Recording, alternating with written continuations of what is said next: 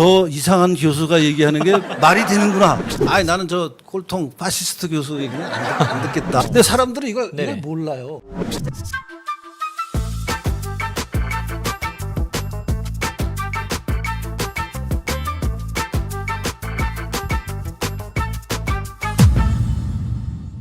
네, 반갑습니다. 시청자 여러분. 한국 현대사 유석춘 해서 한류 시간을 또 찾아왔습니다.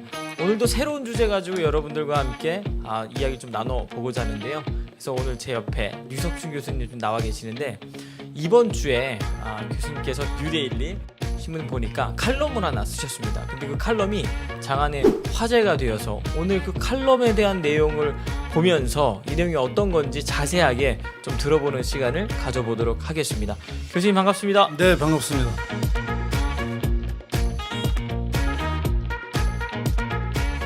교수님, 그 뉴데일리에 네. 이번에 쓰신 그 칼럼이 네. 많은 또 호응이 있었다고 들었거든요. 네, 굉장히 그 나오고 네. 나서 제가 페이스북에 그걸 올렸더니 페이스북에서 뭐 공유된 게 수십 건에 그다음에 뭐 댓글도 몇백 개가 붙고 해서 뜨거운 반응이었고, 또 개인적으로 그 칼럼 읽고 네네. 많이 알게 됐다, 새로운 사실을, 그런 연락을 많이 받았습니다. 네. 근데 요 지금 빨간 수요일 네. 관련된 책, 그 빨간 수요일이라는 책에 관련된 내용으로 칼럼을 쓰신 걸로 알고 있는데요. 네. 빨간 수요일이 뭐냐면은 이제 수요 집회라는 그 윤미향 그 정의기억연대 네네네. 한국정신대문제대책협의회가 30년 동안 해왔다는 수요 집회가 있는데, 네네. 그 수요 집회가 그동안 주장하고 집회의 어떤 그 메시지로 나왔던 말들이 좀 거짓이다라는 이제 주장을 하는 사람들이 자꾸 늘어나고 있고, 그분들이 지적하는 문제 제기를 집대성해서 네네. 김병헌이라는 그분이 빨간 수요일이라는 책을 썼어요. 근데 이게 이제 그동안에 위안부 문제에 대해서 우리나라에서 사람들이 뭘 잘못 알고 있나 하는 것을 이제 굉장히 심층적으로 자료를 추적해서 밝힌 책이거든요. 그럼 저기 빨간 수요일 중에 수요일은 수요 집회라는 걸 알겠는데요. 네. 빨간은 뭐 새빨간 거짓말. 새빨간 거짓말에 빨간을 따온 겁니다. 그래서 거짓말하는 수요일 뭐 이런 거죠. 근데 그 책에 대해서 이제 서평을 좀 네. 이제 쓰기로 제가 약속을 했는데, 네네. 그 내용이 이제 주로 위안부에 관한 얘기니까 자연스럽게 그 서평을 쓰다 보니까 제 옛날에 벌써 2년이나 됐어요. 연설에 네네. 사건이 있었잖아요. 그거 그 사건이 이제 기억이 나. 재판은 아직도 진행 네네. 중입니다. 그러시군요. 아직도 뭐 1심 판결이 안 나고 1심에서 뭐 이제 저를 검사가 기소했기 때문에 네네. 제가 피고가 됐고, 그래서 이제 검사는 나를 허위 사실에 의한 명예훼손을 했다, 위안부를 허위 사실로 명예훼손했다라는 제목으로 저를 지금 검사가 기소를 했고, 저는 그게 허위 사실도 아니고 위안부의 명예를 훼손한 적도 없고, 만약에 또 허위 사실이라고 하더라도 이거는 대학에서 강의실에서 내가 학생들하고 토론하다 한 얘기니까 학문의 자유를 보호받아야 된다. 전혀 죄가 안 되는 거다. 네네. 라는 이제 주장을 하고, 원고와 피고가 돼서 서로 지금 법정에서 다투고 있고, 네네. 그 1심 판결이 언제 날지는 지금 확실한 날짜는 예측이 안 되고, 뭐 올해 안에 날지 내년까지 갈지 잘 모르겠습니다. 교수님, 그럼 그 격기로 좀 빠져고 죄송합니다. 그 강의 도중에 하신 내용을 또 학생이 이거 유출을 한 겁니까? 학생이 녹음을 해서 이제 내가 강의에서 하던 얘기 중에 아마 본인의 평소 생각이나 자기가 갖고 있는 상식에 내가 너무 안 맞는 얘기를 한다라고 생각을 했던 것 같아요. 네네. 이제 구체적으로는 내가 위안부는 매춘의 일종이다. 자의반 타의반으로 매춘에 말려 들어간 분들이 네네. 이제 위안부라고 얘기를 했는데, 어. 그 학생은 이제 강제로 끌려갔기 때문에, 일본의 공권력이 강제로 끌려갔지 자의반 타의반이 무슨 말이냐. 그냥 완전히 100% 타의고 네네. 희생된 사람들이다. 이제 그렇게 얘기하고, 나는 가난의 희생자인 거는 맞는데, 네네. 가난의 희생자가 이제 그런 매춘 이런 길로 가는 것이 본인이 적극적으로 원하는 경우도 있고, 본인은 원하지 않지만 조금씩 그로 끌려 들어가는 이제 그런 모습도 있고 해서 네네. 자의반 타의반이라는 표현을 내가 했었어요. 예, 예, 강의실에서. 예. 그랬더니 이제 그 내용이 이제 본인들 입장에서는 받아들일 수가 없었던 받아들일 수 없다고 생각이 들었는지 언론사에다가 제보를 한 겁니다. 제보를 녹음한 파일을 줘버렸어요. 그리고 이제 정의개견대도 주고. 어. 그래서 정의개견대가 이제 나를 네네. 이제 고발을 한 거죠. 그래서 이제 검찰이 그걸 받아서 검사가 이제 그걸 보더니 뭐 수사를 굉장히 오래 하더니 결국에는 나를 허위 사실에 의한 명예훼손의 죄를 내가 진 사람이다라고 지금 기소를 해서 그 기소한 게 이제 지금 내가 피고가 돼서 네네. 법정에 가서 지금 검사가 뭐 이런 주장을 하면 나는 그게 아니다라는 주장을 하면서 지금 7번째인가까지 공방이 자꾸 펼쳐지고 공방이 있는 현재 진행되고 있고 네네. 그런 것들이 다 정리가 되면 아마 1심에서 판결이 날 텐데 네네. 저는 무죄라고 당연히 판결이 나야 된다고 생각을 하는데 또뭐 네네. 검사는 생각이 다를 테니까 그래서 판사가 어떤 판단을 할지 이제 두고 봐야 될 일인데 음. 현재는 아직 판결은 안 나 있고 네네. 기소 중입니다. 근데 이게 만약에 전체 무죄로 만약에 판결이 난다면 만약에 예. 그리고 이게 또 공방이 펼치다가 이런 역사적 공방에 대한 진실이 드러나게 되는 거잖아요. 그 과정 속에서요. 그게 네네. 저는 이제 뭐 이왕 이렇게 된 거 그러면 네네. 재판 과정을 통해서 이 위안부 문제의 정말 실체가 무엇인지를 어. 좀 공개적으로 사람들이 알게 되는 계기가 됐으면 좋겠는데 지금 판사가 재판을 진행하고 있는 그 상황이 진행되는 것을 보면은 네. 그 문제에 대해서는 본격적인 논쟁을 안 하고 아. 다만 허위 사실인데 네네. 허위 사실이라도 학문의 자유로 보장해 줘야 되느냐 하는 식으로만 문제를 끌고 아, 가고 있는 것 그렇구나. 같다는 느낌을 받고 있어요. 네네. 모르겠어요. 판사의 진위는 네네. 제가 알 수가 없으니까 그 사람 마음에 들어가 보지는 않았으니까 이제 확실히 모르겠고 네네. 저는 당시 있었던 위안부라는 분들이 그럼 실제 어떤 상황을 거쳐서 군 위안소에 가서 일을 하게 됐는지 실체를 좀 논쟁을 해보자 자료를 가지고 그래서 이제 이게 허위 사실인지 진실인지 네네. 좀 따지자라는 거에 중요한 어떤 포인트를 두고 있는데 네네. 검사는 이미 이거는 허위 사실이다. 왜냐하면은 기왕에 나와 있는 판결 몇 개가 있어요. 어. 이 똑같은 문제로 이제 이미 기존 판결이 있는데 대부분 저 같은 주장을 하는 사람들이 명예훼손을 했다고 판결이 나 있어요. 나는 그래서 그분들은 그 재판을 받으면서 충분히 자기 그 입장을 뒷받침하는 자료를 제공을 못했는데 나는 지금 자료를 충분히 갖고 있으니까 좀 내용적으로 이게 허위인지 아닌지를 좀 따지자라는 입장에서 지금 재판에 임하고 있는데 검사 쪽에서는 이미 이거는 나온 거고 허위 사실은 맞는데 이것을 강의실에서 얘기한 거니까 뭐 허위 사실이지만 강의실이라는 특수성상 학문의 자유를 보호해줘야 되느냐 하는 식으로 몰고 가고 있어요. 아, 그렇구나. 그래서 나는 네네. 그 학문의 자유도 중요한 일이지만 이건 학문의 자유 이전에 허위인지 아닌지를 따지자라는 네. 입장이에요. 그래서 그게 이제 판사가 어느 쪽 얘기를 들으면서 네네. 이거를 재판을 끌고 갈지가 굉장히 관심을 갖고 내가 지켜보는 대목인데 네네. 지금까지 받은 인상은 허위 사실은 그냥 인정을 이미 마음속으로 허위 사실이라고 생각하고 있는 거 아닌가 저 판사가 그런 느낌을 받고 있어요. 네. 모르겠어요. 물론 제 짐작입니다. 네네. 아 그렇군요. 재판이 어떻게 좀 잘 마무리가 되셨습니다. 근데 그런 이제 판단을 할 때 이 네네. 빨간 수요일이라는 책 이번에 제가 서평 쓴 거 네네. 그다음에 서평과 더불어서 제가 책 서평만 쓴 게 아니라 이제 이 위안부 문제하고 얽혀서 그동안 한국 사회에 잘못 알려지고 있는 것들이 어떤 게 있나를 이제 그 칼럼에다 썼어요. 그래서 그것을 좀 오늘 네네. 이왕 그렇게 얘기를 하시니까 좀 예. 자세히 말씀을 드려보도록 네, 하겠습니다. 그럼 그 칼럼을 좀 보면서 네, 네. 오늘 내용 좀 진행해 보도록 하겠습니다. 네, 그래서 뉴 데일리라는 저 인터넷 매체에서 며칠 전에 그 제 칼럼을 톱 기사로 한 서너 시간 걸었어요. 그래서 이제 제목이 김병헌의 빨간 수요일, 저 빨간 수요일은 책 이름이죠. 네네. 그리고 발전사역. 그래서 이제 제가 겪었던 그 발전사역 강의 시간에 있었던 일을 연결해서 칼럼이라고 하기에는 좀 긴 200자 원고지 한 70매 분량의 글을 썼어요. 와, 그래서 좀 네네. 길어서 네네. 보통 칼럼은 한 200자 한 30매 그 정도인데 네네. 굉장히 좀 긴 칼럼을 썼는데 내용이 우리 시청자분들이 꼭 알아야 될 내용들이 많이 있습니다. 네. 우선 제가 저 발전사역 강의에서 네네. 그 발전사역 강의가 어떤 강의를 하냐면 제가 질문을 좀 우리 학생들한테 질문하듯이 우리 저 사회자께 한번 질문을 드려볼게요. 이 발전사역이라는 강의는 전 세계의 발전을 대상으로 삼지만 주제로 삼지만 이제 대한민국이 후진국 저발전국에서 발전한 국가로 유일하게 탈바꿈한 사례잖아요. 전 네네네. 세계에서. 맞습니다. 네. 뭐 대만도 있고 그렇지만 하여튼 가장 대표적으로 못 살던 나라가 잘 살던 나라로 후진국이 선진국으로 변한 발전의 사례가 되니까 네네. 제 강의는 요새 그래서 이제 발전사회라고 이름을 붙였고 주로 뭘 하냐면은 대한민국이 발전을 했다면은 여러분은 한국이 발전한 이유를 여러분 설명할 수 있어야 되는 거 아니냐. 여러분 한국이 성공하게 된 이유를 여러분 한번 말해봐라. 그러면 이제 뭐 여러 가지 얘기가 나와요. 네네네. 근데 이제 그 얘기 중에 여러 가지 얘기 중에 꼭 나오는 게 이제 박정희 대통령 때 경제 발전이 많이 됐다라는 얘기가 한강 얘기죠, 막 나오죠. 그런 얘기 한강이죠. 많았잖아요. 네. 이제 그 얘기가 나오면 내가 그래서 이제 질문을 학생들한테 이렇게 해요.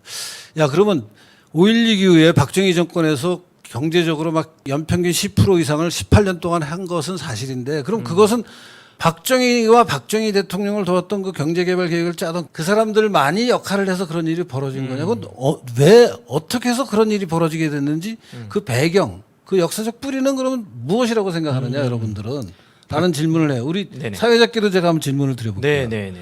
그러니까 박정희 대통령 때 고도 성장이 이루어졌다는 것은 일단 다 승인을 해요. 물론 네네, 맞습니다. 그 부분에도 네네.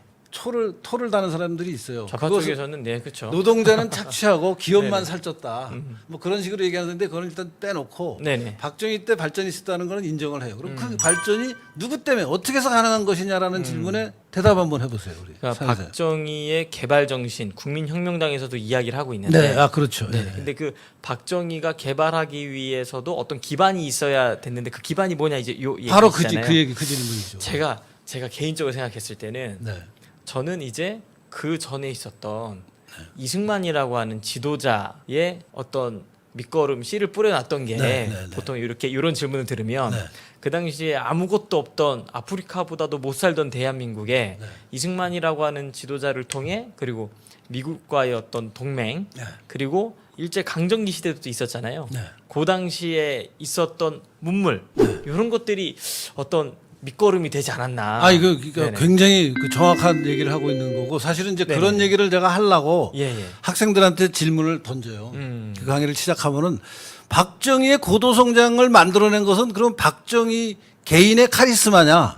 박정희를 도왔던 참모들이 뛰어난 참모들을 썼기 때문에 그런 거냐? 그거 말고는 다른 이유가 없는 거냐? 뭐 다른 사람들은 열심히 안 했냐? 뭐 이런 얘기들을 하면은 네네. 학생들이 다른 사람들도 열심히 했다라는 얘기를 많이 해요. 그러니까 박정희만 그런 게 아니고 네네. 모든 국민들이 열심히 참여했다. 맞습니다. 네. 그래서 성공한 건데 왜 박정희한테만 공을 돌리느냐? 이렇게 나와요. 네네. 그럼 내가 그 다음에 이어서 질문하는 게 모든 국민이 열심히 했다라는 얘기가 틀린 말은 아닌데 그 모든 국민이 열심히 일한 것은 그럼 북한의 지금 시스템에서는 북한 주민들은 열심히 일 안 하냐? 지금 후진국에 사는 사람들은 열심히 일을 안 하고 게을러 터졌기 때문에 그 나라가 후진국이 됐냐? 내가 생각하기에는 북한 주민들도 죽어라고 일하고 있다. 더구나 거기는 강제 동원도 하니까 온갖 거를 강제로 시키니까 보통 자발적으로 일하는 것보다 더 고생하고 있는 게 북한 주민인데 주민들이 열심히 일하고 고생한 걸로 치면 북한이 세계 최고의 선진국이 돼야 되는데 왜 북한은 못 살고 있냐? 네네네. 그래서 니네들이 학생들이 얘기하는 네네. 모든 사람이 열심히 하고 뭐 각자가 열심히 했다라는 말은 틀린 말은 아닌데 그건 진짜 하나마나 한 말이다. 차별을 못 만들어내요. 그러니까 조선시대는 사람들이 열심히 일 안 해서 조선시대가 그렇게 못 살게 됐습니까? 무슨 아프리카에 못 사는 나라들은 사람들이 일을 안 해갖고 그냥 거기서도 열심히 일을 해요. 근데 뭔가 결실이 안 나오는 거예요. 네네 맞습니다. 그 다음에 이제 그래서 지금 얘기대로 그러면 이승만 시대에는 박정희 시대의 성공을 예약하는 준비하는 그 성과가 없었냐 그러면 학생들은 대부분 지금 네네. 우리 이영환 PD만 해도 네네. 이승만 시대에 그런 중요한 그 기초 작업이 됐다라고 생각하는 게 굉장히 네네. 괜찮은 생각이죠. 아, 맞는 감사합니다. 생각이죠. 예컨대 교육에 투자를 엄청 하잖아요. 네네 맞습니다. 그러니까 그런 것들이 밑거름이 돼서 이제 박정희 시대 성공이 나오는데 우리 학생들은 네네. 대부분의 학생들은 이승만 시대가 무슨 근대화나 발전의 기초가 닦였느냐. 독재자고 친일파고 뭐 전쟁의 원흉이고 뭐 분단의 원흉이고. 파시스트라. 그러니까 이승만 시대는 발전하고 관련이 없다라고 딱 그러면 이제 박정희도 부정하고 네네. 학생들은 이승만도 부정하고. 그러면 발전 하늘에서 떨어졌냐? 그럼 니네가 얘기하는 대로 보면 발전의 뿌리가 박정희의 개인적인 역할, 박정희를 둘러싼 그 참모들의 그 역할 부정하고 이승만도 부정하면 그 다음에 배경으로 가면 일제시대가 나오는데 일제시대에 그런 발전의 씨앗이 뿌려졌다고 너네 이해하고 있냐? 그러면 또 펄쩍 뛰죠. 왜냐하면 일제는 수탈의 시대인데 네네. 차별의 시대, 수탈의 시대인데 그러면 우리나라 발전은 뿌리 없이 네네. 구한말에 나라를 갑자기. 뺏긴 거에서 나라를 뺏긴 거에서부터 네네. 박정희의 성공으로 한 50년 70년을 붕 떠가지고 네네. 성공하는 거 이게 말이 되는 설명이냐? 그 설명이 더 기적 같습니다. 그러니까 말이 되는 말이 안 되잖아요. 네네 맞습니다. 말이 안 됩니다. 모든 역사적 현상에는 그 현상을 만들어내는 배경이 작용하고 있는 거거든요. 네네. 그러면 그 배경에 하나하나 근데 나무가 심어져 있으면 그 표면에 있는 것들은 어떤 게 있고 저 뿌리 밑에는 뭐가 있어. 이게 햇볕하고 만나 갖고 열매를 네네. 맺잖아요. 맞습니다. 이런 과정을 다 설명을 해야 되는데 박정희 대통령의 성공까지 여러분이 인정한다면은 박정희 대통령 혼자 잘나서 그런 거라고 니네 설명할 수밖에 없는 거 아니냐 지금. 온 국민이 열심히 한 거는 어느 시대나 상수고 또 뭐 이승만 때는 아니라 그러고 미군정이 했다고 하는 것도 말도 안 될 거고 그럼 일제시대 했다고 해야 되는데 일제시대도 아니라 그러니까 구한말에 나라 뺏길 때가 지금 박정희의 성공으로 연결되는 건데 이게 말이 되는 얘기냐 그러면은 할 말을 네. 잃어요, 학생들이. 그럴 것 같습니다. 할 말을 잃고 그러면 이제 좀 그러면 생각해볼 것 같습니다. 예, 진짜 그러네. 이런 이승만 시대나 일제 시대가 뭔가 발전의 긍정적인 요소들이 자라고 있었던 것이 말이 될 수도 있겠구나 하는 정도의 충격을 받아요. 받아들이긴 싫지만 그런 일이 있을 수 있겠구나라는 그러니까 생각까지 이게 저 이상한 교수가 얘기하는 게 말이 되는구나 네네. 하는 정도로 이제 뭔가 이게 문이 조금 열려요. 네네. 이제 그래갖고 일제 시대에 벌어진 일을 이제 이승만 때 얘기를 사실은 해야 되지만 그건 나중에 해야 돼. 네네네. 맞습니다. 더 충격적인 네네. 얘기가 일제 시대거든. 네. 일제 시대 때 그럼 여러분들은 우리가 수탈만 당해서 쌀도 뺏기고 토지도 뺏기고 막 징용당해서 막 착취당하고 여자들은 끌려가고 도대체 일제 시대에 그렇게 우리가 착취당했으면은 발전의 성공을 뭘 찾을 게 없으니까 아까 여러분 얘기한 대로 우리는 구한말에서부터 박정희로 점프를 해야 되는데 말이 안 돼. 일제 시대의 인식이 잘못된 거다라는 얘기를 이제 하면서 네네. 실제 여러분 보세요. 일본이 우리를 식민 지배하면서 일본의 시장이랑 우리나라의 시장이랑 같은 영내의 시장으로 묶이게 되잖아요. 시장이. 네네. 그러면 그 시장에서 우리나라의 쌀은 상대적으로 값은 싼데 질은 좋아요. 일본의 쌀은 질이 좋아도 비싸요. 네네. 그러면 일본의 상인들이 한국 와서 쌀을 사가지고 일본에 갖다 팔면은 차액을 남겨요. 네네. 그렇게 해서 우리나라 쌀이 일본에 많이 가게 되는 거예요. 물론 우리를 위해서 그런 게 아니라 자기 네네, 맞습니다. 상인들을 위해서 네네네. 그런 거죠. 자기네 돈 벌라고. 네네. 근데 돈 벌라고 메커니즘이 우리나라 쌀을 우리나라 지주들 이제 추수기 때 와서 사가는데 그것을 우리가 뺏겼다고 지금 잘못 알고 있다.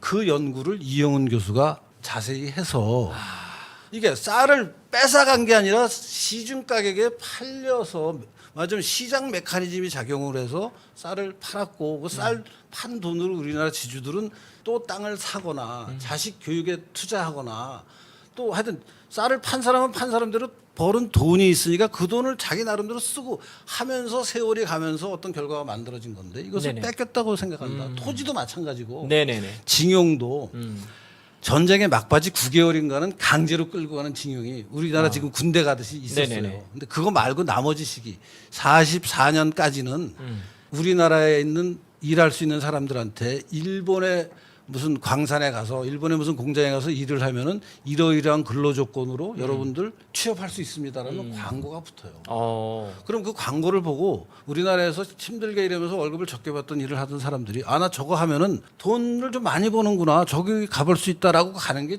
우리가 아는 징용의 대부분이에요.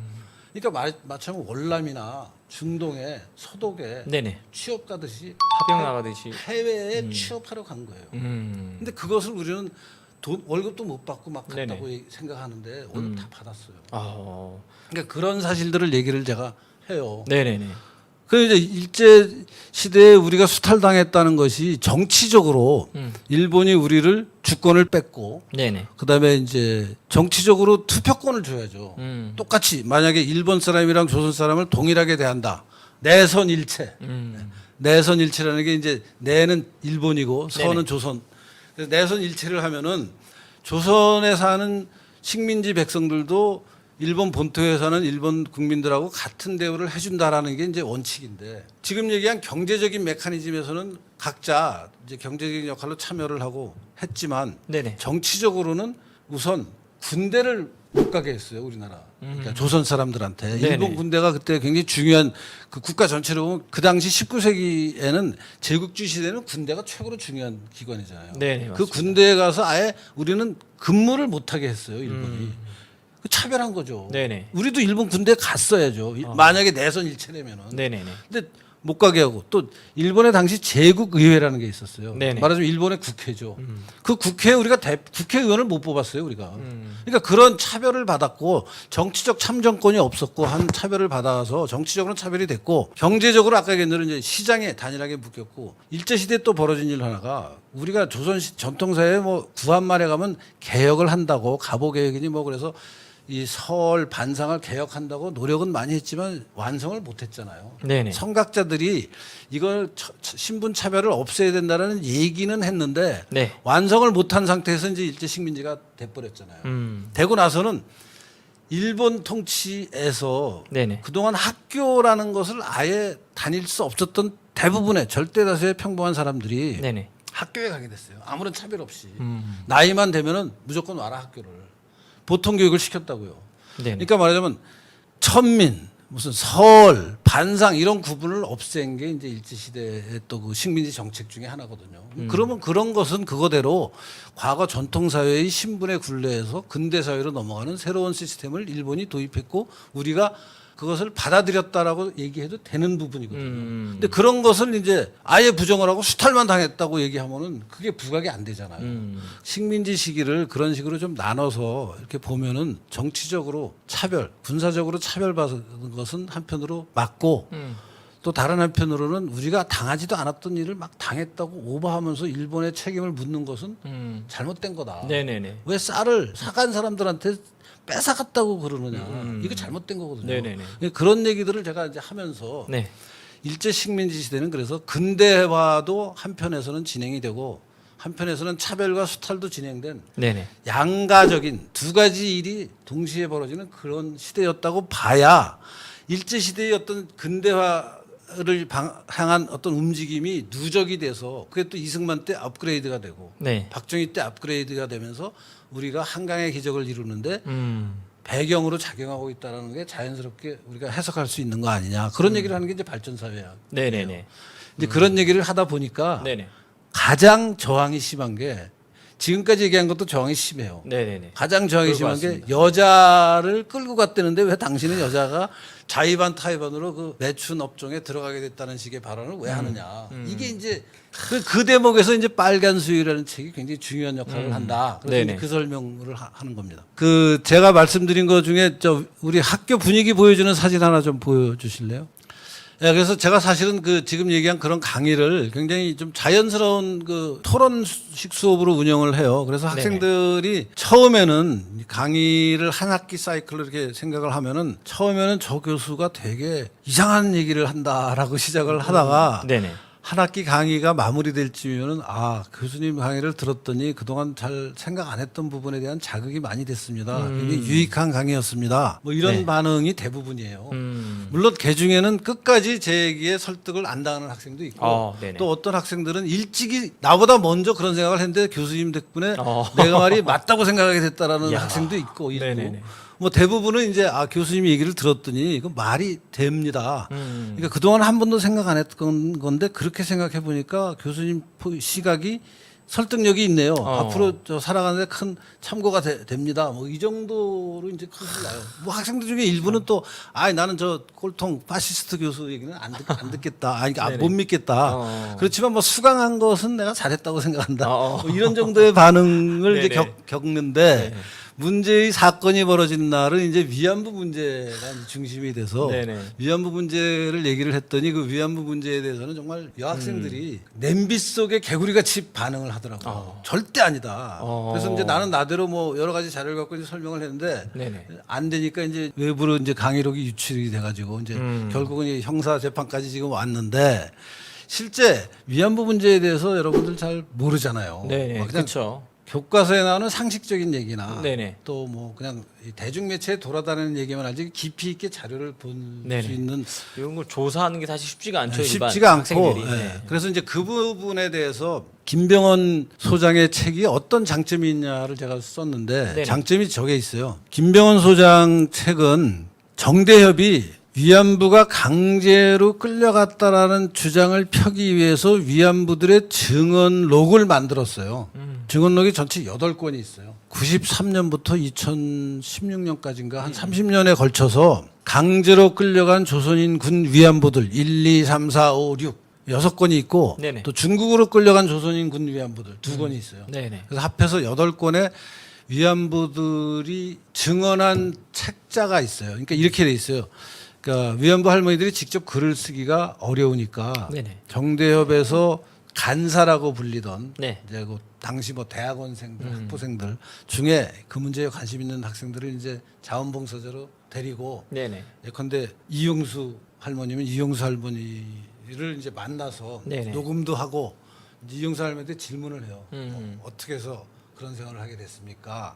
그래서 이제 쭉 그 이용수면 이용수 그 위안부 할머니들이 구술한 것을 네네. 이제 녹취를 해가지고 한 사람당 책 한 권에 한 15명 정도의 분량으로 책 한 권이 한 300페이지다 그러면은 그 300페이지에 한 15명의 증언이 책은 어떤 거는 20명 들어가고 어떤 건 10명도 그래서 하여튼 그 책 한 권에 한 15명씩의 증언이 들어간 강제로 끌려간 조선인 군 위안부들 증언록, 증언집이 6권 있어요. 네네. 중국으로 간 경우에 또 2권이 따로 있어요. 그래서 전부 8권의 그 증언록이 출판이 돼서 나와 있어요. 네네. 지금은 새 책을 사기는 어려워요. 헌책방에 가면은 팔리고 있어요.